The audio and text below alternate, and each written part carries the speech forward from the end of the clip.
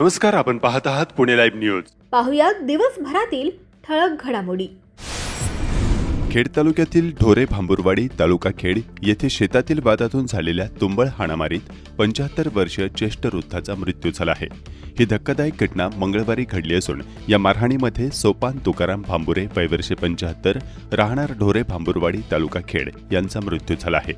या प्रकरणी त्यांच्या पत्नीने खेड पोलीस ठाण्यात दिलेल्या तक्रारीवरून 5 जणांच्या विरुद्ध खुनाचा गुन्हा दाखल करण्यात आला आहे. शिवाजी पांडुरंग भांबुरे, किरण शिवाजी भांबुरे, आशा सुभाष भांबुरे, सोनाली किरण भांबुरे, अरुणा शिवाजी भांबुरे सर्वजण राहणार ढोरे भांबुरवाडी तालुका खेड अशी खुनाचा गुन्हा दाखल झालेल्यांची नावे आहेत. सोपान तुकाराम भांबुरे हे त्यांच्या पत्नी चंद्रकला यांच्यासह दुपारी सुमारे 3:45 वाजता त्यांच्या दरा नावाच्या शेतात होते. तेव्हा त्यांचा मुलगा रामदास भांबुरे गहू घरी नेण्यासाठी शेतात आला होता. यावेळी भाऊकीतील लोकांनी घटनास्थळी येऊन संगनमताने तुम्ही या शेतात यायचे नाही असे म्हणत शिवीगाळ आणि दमदाटी केली. त्यानंतर आरोपींनी सोपान भांबुरे आणि त्यांच्या पत्नीला हाताने आणि लाथाबुक्क्यांनी मारहाण केली. मृत सोपान भांबुरे खाली पडल्यानंतरही आरोपींनी त्यांच्या छातीवर लाथाबुक्क्यांनी मारहाण केली. मारहाणीनंतर सोपान भांबुरे यांना बेशुद्ध अवस्थेत खासगी रुग्णालयात दाखल करण्यात आले. मात्र उपचारादरम्यान त्यांचा मृत्यू झाला. तर खेड पोलीस अधिक तपास करत आहेत.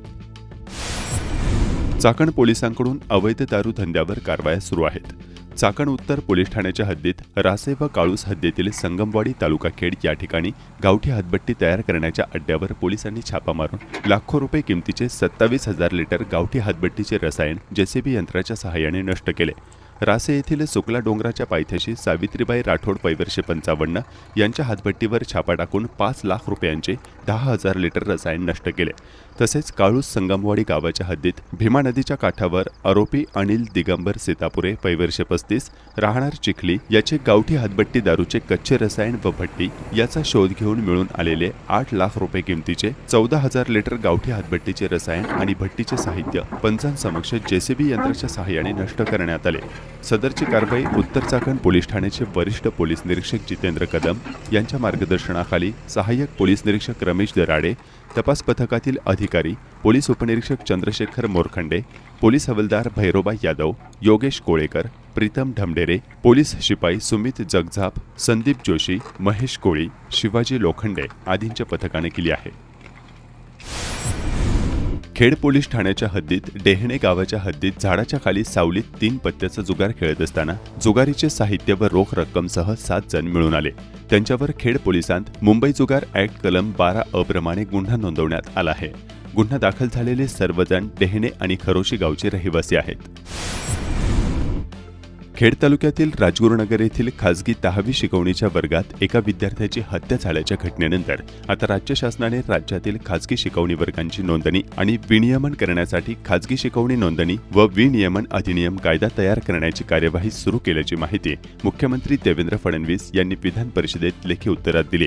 शिकवणी वर्ग, शाळा आणि महाविद्यालय येथे सीसीटीव्ही कॅमेरे बसविण्याबाबत सूचना दिल्याचंही मुख्यमंत्र्यांनी लेखी उत्तरात म्हटलं आहे. राजगुरुनगर येथे 10वीच्या खासगी शिकवणी वर्गात 15 डिसेंबर 2025 रोजी एका विद्यार्थ्याची दुसऱ्या विद्यार्थ्याकडून हत्या करण्यात आली होती. याबाबत शिवसेना ठाकरे पक्षाच्या लोकप्रतिनिधींनी प्रश्न विचारला होता. अशा प्रकारच्या घटनांची पुनरावृत्ती होऊ नये यासाठी कोणत्या उपाययोजना करण्यात आल्या पाहिजेत असे विविध प्रश्न विचारले होते.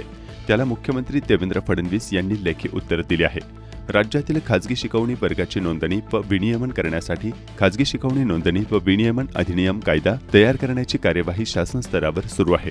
शिकवणी वर्ग, शाळा आणि महाविद्यालय येथे सीसीटीव्ही कॅमेरे बसविण्याबाबत सूचना दिल्याचंही मुख्यमंत्री देवेंद्र फडणवीस यांनी लेखी उत्तरात म्हटलं आहे.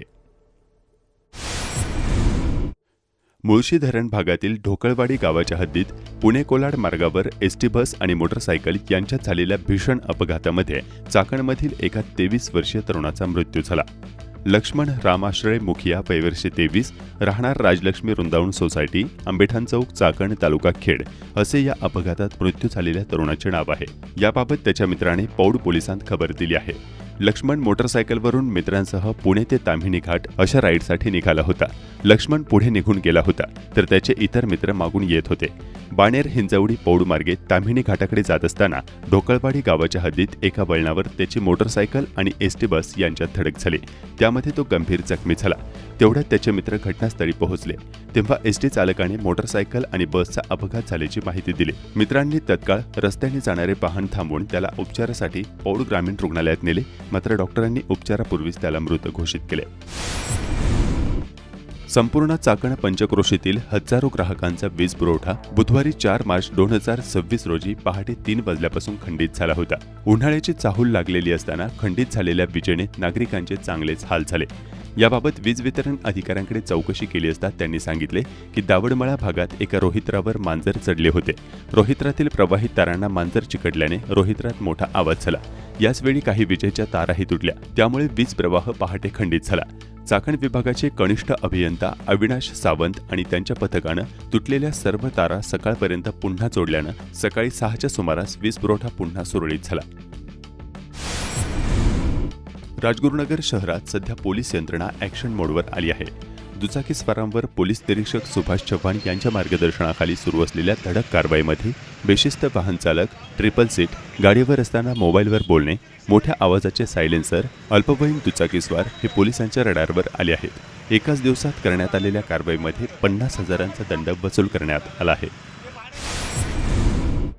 पिंपरी चिंचवड पोलीस आयुक्तालयानं पुणे जिल्ह्याच्या हद्दीतून 1 वर्षासाठी तडीपार केलेली महिला आरोपी मंजुला उत्तर सिंह राठोड राहणार भोसे तालुका खेड हिनं तडीपार आदेशाचं उल्लंघन करून हद्दीत आल्याप्रकरणी चाकण पोलीस ठाण्यात तिच्यावर गुन्हा दाखल करण्यात आलाय. सदर महिलेला चाकण पोलिसांकडून अटक करण्यात आली आहे. मुक्ताई पार्क शेल पिंपळगाव परिसरात बिबट्याचा वावर असल्याची बाब समोर आली आहे. येथील एका पाळीव कुत्र्याला बिबट्यानं लंपास केल्याची बाब समोर आली आहे. याबाबत स्थानिक रहिवासी मिलिंद जावळे यांनी वन विभागाकडे तक्रार केल्याचं पुणे लाईव्हला कळवलंय. चाकण एमआयडीसी मधील महाळुंगे हद्दीत SN कास्टिंग कंपनी जवळ झालेल्या भीषण अपघातात 1 जण गंभीर जखमी झाल्याचं पुणे लाईव्हच्या दर्शकांनी याबाबतचे व्हिडिओ पाठवून कळवलंय. संपूर्ण राज्यभरातून 2,500 राजपत्रित पशुवैद्यकीय अधिकाऱ्यांनी सरकारच्या कारभाराविरोधात ऐन होळीच्या सणाला सुरू केलेल्या कामबंद आंदोलनाला आणखीन तीव्र स्वरूप येऊ लागलंय. आज काळ्या फिती लावत संबंधितांनी कामकाज केलं. गुरुवार दिनांक 5 मार्च रोजी सामूहिक रजा आंदोलन करण्यात येणार आहे. शुक्रवार दिनांक 6 मार्च रोजी कामकाज बंद करणं आणि सोमवार दिनांक 9 मार्च रोजी जिल्हा पशुसंवर्धन आयुक्त कार्यालयासमोर साखळी उपोषण करण्यात येणार आहे. पुढील काळात या आंदोलनाचा फटका पशुपालकांच्या पशुधनाला बसण्याची शक्यता आहे. कांद्याचे दर गडगडले. आखाती देशातील तणाव शेतकऱ्यांच्या बांधापर्यंत. युद्धाच्या झळा कांदा उत्पादक शेतकऱ्यांना. खेड कृषी उत्पन्न बाजार समितीच्या चाकण येथील महात्मा फुले मार्केटमध्ये कांद्याचे दर आणखी घसरू लागले आहेत. बुधवारी 4 मार्च 2026 रोजी चाकण मार्केटमध्ये तब्बल 13,000 पिशवी कांद्याची आवक होऊन कांद्याला सरासरी अवघा 10 रुपयांचा बाजारभाव मिळाला. चाकणमधून कांद्याची निर्यात सर्वाधिक आखाती देशांमध्ये होते. मात्र मध्य पूर्वेतील आखाती देशातील तणावाचा थेट परिणाम महाराष्ट्रातील कांदा उत्पादकांवर होऊ लागलाय. दुबई येथील प्रमुख आयात बाजारपेठ तात्पुरती बंद झाल्यामुळे भारतीय कांद्याची निर्यात थांबली आहे. जवाहरलाल नेहरू पोर्ट प्राधिकरण JNPA येथे निर्यातीसाठी सज्ज असलेले 150हून अधिक कंटेनर अडकले असल्याचे कांद्याच्या निर्यातदार कंपन्यांकडून सांगण्यात येत आहे. लाखो टन नाशवंत कांदा बंदर परिसरात अडकल्याने तो खराब होण्याची भीती शेतकरी आणि निर्यातदार व्यक्त करत आहेत. दुबई ही भारतीय कांद्याची प्रमुख निर्यात बाजारपेठ असून विशेषतः महाराष्ट्रातील कांदा मोठ्या प्रमाणावर आखाती देशांकडे पाठवला जातो. मात्र जहाज वाहतूक, विमा प्रक्रिया आणि आयात व्यवहारांवर परिणाम झाल्याने माल स्वीकारण्यात दुबईतील व्यापारी पुढे येत नाहीत. निर्यात प्रक्रियेत अनिश्चितता निर्माण झाल्याने व्यापारी आणि शेतकरी दोघांचेही आर्थिक गणित विस्कळीत झाले. चाकणसारख्या कांद्याच्या मोठ्या मार्केटमध्ये उत्तम प्रतीच्या कांद्याला सरासरी अवघा 10 रुपये किलोचा दर घाऊक बाजारात मिळत आहे. त्याचा उत्पादक खर्चाशी मेळ घातला जाऊ शकत नसल्याचे कांदा उत्पादक शेतकऱ्यांनी व खेड बाजार समितीचे सभापती विजयसिंह शिंदे यांनी सांगितले. अमेरिका, इस्रायल आणि इराण युद्धाच्या झळा आता जाणवायला लागल्यात. शेतकऱ्यांच्या बांधापर्यंत या युद्धाच्या झळा पोहोचल्याचं चित्र पाहायला मिळत आहे. चाकण मार्केटमध्ये येणारे बडे निर्यातदार कंपन्यांचे प्रतिनिधी सांगतात की युद्धजन्य परिस्थितीमुळे दुबईमधील मार्केट पूर्णपणे बंद आहे. त्याचा परिणाम म्हणजे कांद्यासह सर्वच उत्पादनांची निर्यात ठप्प झाली आहे. त्याचा प्रतिकूल परिणाम आता थेट शेतकऱ्याला मिळणाऱ्या बाजारभावावर होत आहे. कांदा नाशिवंत असल्याने शेतकऱ्यांना मिळेल त्या दरात स्थानिक बाजारात कांदा विक्री करण्याशिवाय पर्याय राहिलेला नाही. दुबईतील जेबेल अली हे मध्य पूर्वेतील सर्वात मोठ्या बंदरांपैकी एक असून जगातील सर्वाधिक कंटेनरची वाहतूक या बंदरातून होते. येथून शेतीमालाची आयात आणि आखाती देशांमध्ये पुढील पुरवठा केला जातो. मागील 4 दिवसांपासून बंदर परिसरातील कामकाज थांबवण्यात आल्याने सुमारे 200हून अधिक कंटेनर उतरवण्यात आलेले नाहीत. परिणामी मुंबईतील जवाहरलाल नेहरू पोर्ट अर्थात JNPT बंदरावर नाशिक आणि महाराष्ट्रातील 300हून अधिक कृषी मालाने भरलेले कंटेनर्स निर्यातीच्या प्रतीक्षेत आहेत. दुबई येथे माल स्वीकारला जात नसल्याने हजारो टन कांदा कंटेनरमध्ये अडकून पडण्याची शक्यता असल्याचे निर्यातदार कंपन्यांचे प्रतिनिधी सांगत आहेत. दरम्यान कांदा निर्यात थांबल्याने देशांतर्गत कांद्याचे भाव पुन्हा कोसळण्याची शक्यता आहे. केंद्राचे कांदा निर्यातीचे धोरण नेहमीच धरसोडीचे राहिलेले आहे. त्यातच निर्यातीसाठी सज्ज हा कांदा कंटेनरमध्ये दीर्घकाळ पडून राहिला शेतकऱ्यांवर पुन्हा शिमगा करण्याची वेळ येण्याची शक्यता निर्माण झाली आहे. चाकण औद्योगिक भाग तसेच मुंबई पुणे द्रुतगती महामार्गावर सतत होणार वाहतूक कोंडी फोडण्यासाठी एका नव्या मार्गाचा प्रस्ताव मांडण्यात आला होता. राज्याच्या अर्थसंकल्पीय अधिवेशनात एक्सप्रेसवेवर होणाऱ्या वाहतूक कोंडीवर स्थानिक लोकप्रतिनिधी यांच्याकडून सवाल करण्यात आलाय. त्यावेळी अनेक महिने कागदावरच असलेल्या उरण कर्जत शिरूर महामार्गासाठी सरकारने हालचाली सुरू झाल्या आहे. मुंबई पुणे एक्सप्रेसवेवर गेल्या महिन्यात तब्बल 32 तासांसाठी वाहतूक ठप्प झाली होती. शिवाय तळेगाव चाकण शिक्रापूर रस्त्यावरील प्रचंड कोंडी विकासाला खीळ घालत आहे. यासाठी पर्याय म्हणून उरण कर्जत महामार्ग प्रस्तावित करण्यात आला होता. सुमारे 135 किलोमीटर लांबीचा 4पदरी Shirur Chakan Talegaon Karjat Uran multi nodal corridor महत्त्वाचा पर्याय ठरणार आहे. सुमारे 12 ते 12.5 कोटी रुपये खर्चाचा हा प्रकल्प पुणे, पिंपरी चिंचवड आणि नगर रस्त्यावरील वाहतुकीचा मोठा भार कमी करणार आहे. हा कॉरिडॉर कार्यान्वित झाल्यास पुणे पिंपरी चिंचवड परिसरातील वाहतुकीवरील ताण 70 ते 80% कमी होऊ शकतो. या मार्गामुळे शिरूर चाकण तळेगाव कर्जत मार्गे थेट उरण JNPT कनेक्टिव्हिटी मिळणार असून औद्योगिक आणि मालवाहतूक सुलभ होणार आहे. चाकण शिरूर आणि तळेगाव MIDCतील मालवाहू वाहनांना थेट बंदराशी जोड मिळाल्याने नगर रस्ता आणि एक्सप्रेसवेवरील गर्दी कमी होण्यास मदत होईल. प्रत्यक्षात हा प्रकल्प अद्याप निर्णय, मंजुरी आणि अंमलबजावणीच्या प्रारंभिक टप्प्यातच आहे. खेड तालुक्याच्या स्थानिक लोकप्रतिनिधी यांच्या अधिवेशनातील मागणीनंतर त्यास चालना मिळण्याची शक्यता आहे. या भागातील रस्ते प्रकल्पांच्या कोट्यवधी रुपयांच्या घोषणा होत असल्या तरी प्रत्यक्षात रस्त्यांची कामे सुरू होत नाहीत. खुद्द शासनाकडूनच त्यास खो घातला जातो असा येथील जनतेचा अनुभव आहे. त्यामुळे शिरूर कर्जत उरण कॉरिडॉरवर आता तरी ठोस निर्णय होणार का याकडे सर्वांचे लक्ष लागले आहे. खेड तालुक्याच्या पूर्व भागात रोहित्रांमधील तांब्याच्या तारा चोरणाऱ्या टोळीनं धुमाकूळ घातला असून गेल्या वर्षभरात 450 पेक्षा अधिक रोहित्र फोडण्यात आली आहेत. यामुळे शेतीचा वीज पुरवठा खंडित होत असल्यानं शेतकऱ्यांकडून तीव्र संताप व्यक्त होत आहे. रोहित्र चोरीला गेल्यावर सलग 6 ते 7 दिवस वीज मिळत नाही. पिण्यासह शेतीलाही पाणी देता येत नसल्यानं पिके करपू लागली आहेत. ऐन पिकांच्या पाणी देण्याच्या कालावधीत या घटना घडतायत. त्यामुळे या भागातील शेतकऱ्यांसह खेड बाजार समितीचे सभापती व जिल्हा परिषद सदस्य विजयसिंह शिंदे यांनी थेट राजगुरुनगर येथील महावितरणचे अधिकारी तसंच खेड पोलीस, चाकण पोलीस आणि आळंदी पोलिसांना चोरट्यांचा बंदोबस्त करण्याची मागणी केली आहे.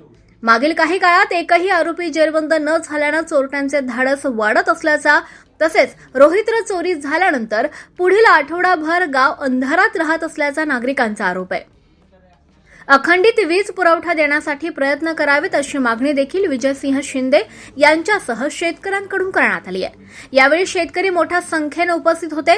दरम्यान चाकण पोलीस ठाण्याचे वरिष्ठ पोलीस निरीक्षक जितेंद्र कदम यांनी पुढील काही दिवसात अशा टोळीचा छडा लावण्याचं आश्वासन शेतकऱ्यांना दिलंय. राजगुरुनगरमध्ये महावितरण कार्यालयाच्या समोर विजयसिंह शिंदे यांनी माध्यमांना काय सांगितलं हे जाणून घेऊया. मागच्या आठवड्यामध्ये MSCBच्या ऑफिसला धडकपणाने त्या ठिकाणी आलो होतो आणि आज देखील जिल्हा परिषद गटातील प्रमुख कार्यकर्त्यांचं गावागावातील MSCB संदर्भातले जे प्रश्न आहेत या प्रश्नासंदर्भामध्ये काही त्रुटी MSCBकडनं आम्हाला त्या ठिकाणी आढळल्या होत्या की विशेषतः DP चोरीबाबत गंभीर विषय आहे. DP बसवली का 2 दिवसात चोरी जाते आणि परत 15 दिवस त्या ठिकाणी ट्रान्सफॉर्मर मिळत नाही. शेतकऱ्यांचं प्रचंड मोठं नुकसान त्याच्यामध्ये होतं आहे. DP चोरांची एक मोठी साखळी त्या ठिकाणी तयार झाली की काय असा प्रश्न त्या ठिकाणी तयार झालेला आहे. विशेषतः आजचा सगळ्यात गंभीर जो बाब आहे की DP चोरीच्या बाबत आहे. याबाबत पोलिसांना देखील आम्ही विनंती करणार आहे, MSCBला विनंती करणार आहे की DP चोरीला जातीच कशी, बसवल्यानंतर 4 दिवसामध्ये लगेच 2 दिवसामध्ये तात्काळपणानं त्यांच्याकडे हे जातं, हा अतिशय गंभीर विषय आहे. आतापर्यंत काही 200, 300, 500 DP ट्रान्सफॉर्मर त्या ठिकाणी चोरीला गेले आणि ह्या प्रभावाबाबत आज उन्हाळा चालू झाला, ऑइल लेवल कमी होते आहे, अनेक ठिकाणी केबल, तारा, फ्यूज किंवा ह्या सगळ्या गोष्टी आहेत. शेतकऱ्यांना तातडीने DP मिळत नाही, अशा अनेक प्रकारचे प्रश्न या मतदारसंघातले आहेत. या मतदारसंघाचा जिल्हा परिषद सदस्य या नात्यानं सगळे प्रमुख सहकारी मागच्या आठवड्यात आम्ही धडकपणाने आलो होतो. त्यावेळी बऱ्याचदा असं होतं की समजा DP जर ट्रान्सफॉर्मर चोरीला गेला तर पोलीस स्टेशनला जावं लागतं, पोलीस स्टेशनला तक्रार द्यावी लागते. तर ही तक्रार द्यायला सरकारी अधिकारी लागतात, अधिकारी 8-8 दिवस उपलब्ध होत नाही, त्यामुळे तक्रार त्या ठिकाणी जात नाही. पर्यायाने 8-8, 10-10 दिवस सगळं प्रकरण पुढं जातं आणि जर आमचा शेतकरी गेला ते शेतकऱ्याला सांगितलं तर तुझा काही संबंध आहे, शासनाचं कुणी आहे का, MSCBचं कुणी आहे का, तर तक्रार त्या ठिकाणी. अशा अनेक प्रश्न आहेत. या प्रश्नांना, शेतकऱ्यांच्या प्रश्नांना वाली कुणी आहे की नाही अशा प्रकारचा प्रश्न आहे. त्यामुळे आम्ही मागच्या आठवड्यामध्ये त्या ठिकाणी आलो होतो आणि आज व्यापक स्वरूपामध्ये जिल्हा परिषद गटातील प्रमुख कार्यकर्त्यांच्या गावागावातील जे प्रश्न आहेत, हे प्रश्न DP चोरीबाबत हे जे काही विषय आहेत ते सगळ्या अधिकाऱ्यांची चर्चा करणार आहे. समाधानकारक जर त्यांच्याकडनं आम्हाला उत्तर नाही म्हणतं आम्ही त्याही दिवशी सांगितलं की वेगळ्या पद्धतीनं मतदारसंघ सगळा आम्हाला इथं आणावं लागेल, मोठं आंदोलन उभं करावं लागेल. तर आमची भावना अशी आहे की शासन, प्रशासन, लोकप्रतिनिधी आणि अधिकारी वर्ग यांचा समन्वय ठेवून लोकांच्या दृष्टीने जे प्रश्न महत्त्वाचे आहेत ते सोडवताना अधिकाऱ्यांनी आम्हाला सहकार्य करावं. आमची भावना आंदोलन करण्याची नाही, परंतु नाईलाजानं जर अधिकारी चुकीचं वागत असेल, अधिकारी जर त्यांचा कुर्मा सोडायला तयार नसेल, अधिकारी जर फक्त बाकी गोष्टीने हे करायचं असेल तर नाईलाजाने आम्हाला त्या सगळ्या गोष्टी कराव्या लागतील. म्हणून आज त्यांच्याशी बैठकीच्या निमित्तानं जिल्हा परिषद गटातले गावागावातले सगळे प्रमुख सहकारी की ज्यांचे काही ना काही विषय आहेत, काही ना काही अडचणी त्या ठिकाणी गावागावातल्या काय आहेत त्या सगळ्या संदर्भामध्ये चर्चा करायला आम्ही त्यांच्याकडे आज या ठिकाणी आलेलो आहे. अपुऱ्या वीज पुरवठ्याचा प्रश्न, आमदार बाबाजी काळे यांचा अधिवेशनात प्रश्न. खेड आळंदी मतदारसंघातील औद्योगिक वसाहतींना भेडसावणाऱ्या अपुऱ्या वीज पुरवठ्याच्या गंभीर प्रश्नाकडे लक्ष वेधत आमदार बाबाजी काळे यांनी विधानसभेत हा विषय उपस्थित केला. राज्यात वाढत्या औद्योगिक गुंतवणुकीच्या पार्श्वभूमीवर औद्योगिक क्षेत्रांना पुरेशा आणि सुरळीत वीज पुरवठ्याची हमी देणे आवश्यक असल्याचं त्यांनी स्पष्ट केले. राज्याचे मुख्यमंत्री देवेंद्र फडणवीस हे परदेश दौऱ्यांद्वारे महाराष्ट्रात मोठ्या प्रमाणात गुंतवणूक करण्याचे प्रयत्न करत आहेत. अनेक उद्योजक पुण्यासारख्या औद्योगिकदृष्ट्या महत्त्वाच्या जिल्ह्यात गुंतवणूक करण्यास उत्सुक आहेत. मात्र या वाढत्या औद्योगिकीकरणासाठी आवश्यक असलेली वीज पुरवठ्याची क्षमता सध्या उपलब्ध आहे का, तसेच पुढील 3 ते 5 वर्षात वाढती वीज मागणी पूर्ण करण्यासाठी महावितरण आणि महापारेषण यांनी कोणती ठोस योजना आखली आहे, असा महत्त्वाचा प्रश्न उपस्थित केला. कशा प्रकारे विजेची वाढती मागणी पूर्ण करणार आहे याची माहिती आपल्या माध्यमातून शासनानं या ठिकाणी द्यावी. माझ्या खेड आळंदी मतदारसंघात मोठ्या प्रमाणामध्ये औद्योगिकरण आहे. विशेषतः चाकण MIDCच्या टप्पा क्रमांक 1 ते 5, मरकळ MIDC, खेड SEZ, संतोषनगर, वाकी परिसरातील औद्योगिक वसाहत. परंतु आज हे सगळे उद्योजक अपुऱ्या वीज पुरवठ्यामुळे तसेच सतत खंडित होणाऱ्या वीज पुरवठ्यामुळे प्रचंड त्रास सहन करत आहे. त्यामुळं जनरेटरवर काही कंपन्या चालवाव्या लागतात, त्यामुळं त्यांची मोठ्या प्रमाणामध्ये नुकसान होत आहे. या संपूर्ण औद्योगिक परिसराला महापारेषणतर्फे 400 kV Chakan substation, 200 kV Vasuli substation, 220 kV Bridgestone substation, 132 kV Ambethan substation यामार्फत विजेचा पुरवठा होतो. परंतु गेले 1.5-2 वर्षापासून ही सबस्टेशन ओव्हरलोड झालेली आहेत. ओव्हरलोड असताना सुद्धा ज्या ठिकाणी कनेक्शन लागतात तिथं न देता मोठ्या प्रमाणामध्ये आर्थिक व्यवहार होऊन वरिष्ठ अधिकारी त्या ठिकाणी ओव्हरलोड असताना सुद्धा कनेक्शन देण्याचं काम या ठिकाणी करत आहे. त्यामुळे सध्याच्या वीज वाहिनीवर अतिरिक्त भार येत आहे.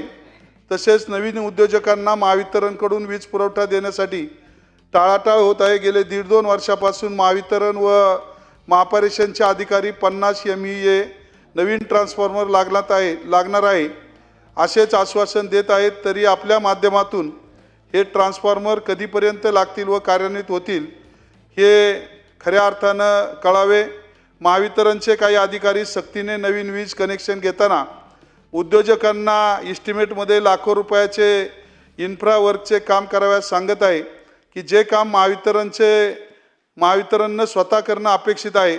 उद्योजक हा विविध बँकाची कर्जे घेऊन व्यवसाय चालू करत असतो, परंतु महावितरणच्या अशा कारभारामुळे लाखो रुपये त्यांचे महावितरणचे इन्फ्रावर सुधारण्यासाठी खर्च होत आहे. तरी उद्योजकावरचा आर्थिक ताण कमी करावा अशी मी आपल्या मार्फत विनंती करतो। तसेच महावितरणने मागील 2 वर्षात वीज पुरवठा सुरळीत होण्यासाठी काय काय उपाययोजना केल्या, त्याचा परिणाम काय झाला आहे याची सविस्तर माहिती मिळावी आणि माझ्या मतदारसंघातील उद्योजकांना नियमित वीज पुरवठ्याच्या बाबतीत दिलासा मिळावा।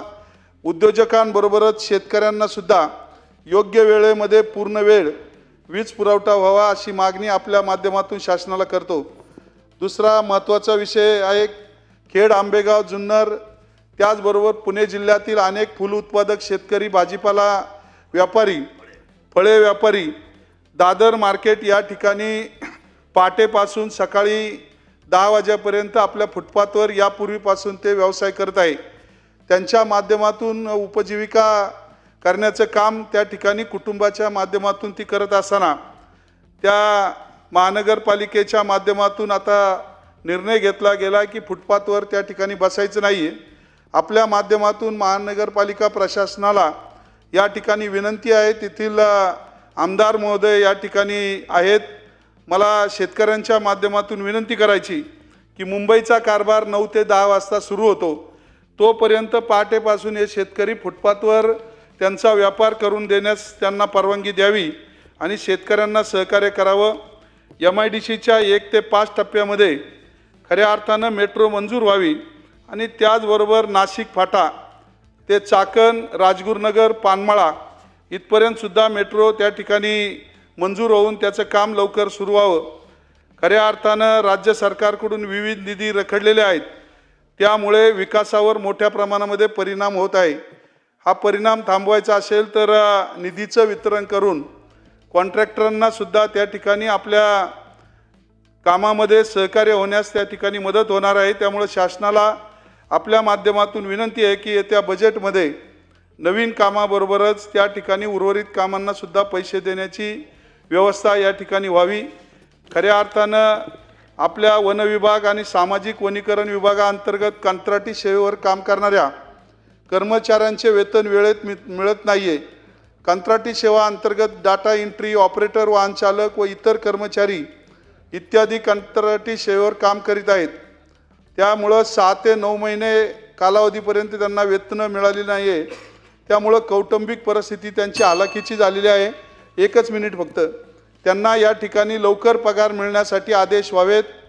आपल्या खेड तालुक्यामध्ये नव्हे तर पुणे जिल्ह्यामध्ये MIDCच्या आरो कार्यालयातील कारभार आत्ता सद्यस्थितीमध्ये फार मोठ्या प्रमाणामध्ये संशयास्पद आहे। त्यातील काही कर्मचारी, काही अधिकारी एजंटांबरोबर संगनमत करून कंपनीधारकांना अडचणी निर्माण करण्याचं काम करतात। वेळप्रसंगी शेतकऱ्यांचं काम न करता एजंटांचं काम करून शेतकऱ्यांना मध्यस्थी घेऊन त्या ठिकाणी अडवणूक करण्याचं काम या ठिकाणी करत आहेत। पैसे कमवण्याची एक साखळी निर्माण, ब्रॅकेट तयार होऊन ही साखळी खऱ्या अर्थानं शोधण्याचं काम आपल्या शासनाच्या माध्यमातून त्वरित या ठिकाणी व्हावं। कारण मोठ्या प्रमाणामध्ये परताव्यामध्ये सुद्धा अनेक घोळ केलेले आहेत। एजंटांमार्फत प्रथम काम केले जाते, शेतकऱ्यांना नंतर न्याय दिला जातो। कोट्यवधी रुपयाची कर्मचाऱ्यांनी जे कमावले आहेत त्याची चौकशी संपत्तीची या ठिकाणी व्हावी, त्याचे कागदपत्र पुढच्या काही दिवसामध्ये मी आपल्या या ठिकाणी सभागृहाला सादर करण्याचं या ठिकाणी आश्वासन देतो। त्यामुळे मोठ्या प्रमाणामध्ये MIDC मध्ये होणारा भ्रष्टाचार, त्याचबरोबर बांधकाम विभागामध्ये सुद्धा मोठ्या प्रमाणामध्ये प्रभू श्रीराम जयंती जल्लोषात व्हावी यासाठी शिवसेनेचे आमदार बाबाजी काळे यांनी सभागृहात श्रीराम भक्तांची भावना मांडताना काय सांगितले पाहूया। रामनवमीच्या मोठ्या प्रमाणामध्ये मिरवणुका होत असतात। अनेक राम भक्त आणि युवक वर्ग त्यामध्ये सहभागी होत असतो, महिला वर्ग सहभागी होत असतो। त्यामुळं या मिरवणुकांचा जो वेळ आहे तो रात्री 10 पर्यंतच दिलेला असतो। त्यामुळे एवढ्या मोठ्या प्रमाणामध्ये कार्यकर्त्यांनी आणि राम भक्तांनी त्या ठिकाणी तयारी केलेली असते। त्यामुळं तो वेळ 2 तासांनी वाढवून मिळावा, सभागृहाच्या माध्यमातून माननीय जिल्हाधिकारी पुणे यांना तशा पद्धतीनं कळवावा अशी विनंती करतो आणि थांबतो। रामकृष्ण हरी, जय श्रीराम। सन्माननीय सदस्यांनी जी सूचना केली ती महत्त्वाची आहे। राम भक्तांचा उत्साह बघता तो वेळ वाढवण्याबाबत सरकारने कारवाई करावी। हो अध्यक्ष। खेड कृषी उत्पन्न बाजार समितीच्या चाकणीतील महात्मा फुले मार्केटमध्ये बुधवारी 4 मार्च 2026 रोजी तरकारी मालाची आवक व भाव काय होते जाणून खेड घेऊया. कृषी उत्पन्न बाजार समिती उपबाजार महात्मा फुले मार्केट यार्ड या ठिकाणी फळभाज्या असेल, पाल्या भाज्या असेल यांची प्रचंड आवक झालेली आहे. परंतु काहीशा प्रमाणात गिऱ्हाईक आहे, बाजारात कमी आहे. आज रोजी जरी इकडं मोशीचं मार्केट बंद होतं, त्यामुळं गिऱ्हाईक या ठिकाणी व्हायला पाहिजे होतं, पण झालं नाही. तशी परिस्थिती नाही आहे. आज रोजी कोबी असेल, कोबी 5 ते 6 रुपये किलो आहे. फुलावरचे भाव डाऊन झालेले आहेत.